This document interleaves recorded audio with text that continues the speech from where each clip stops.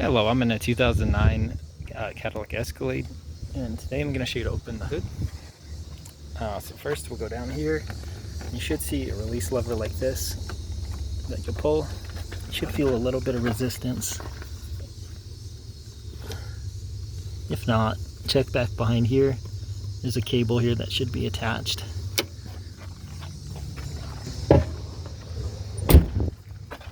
We'll go up here, and you should see it's a little loose with that safety release. Most vehicle models, there's a lever towards the middle that you'll need to lift now. So we'll reach around until we find it. So this one we're pushing and then lifting.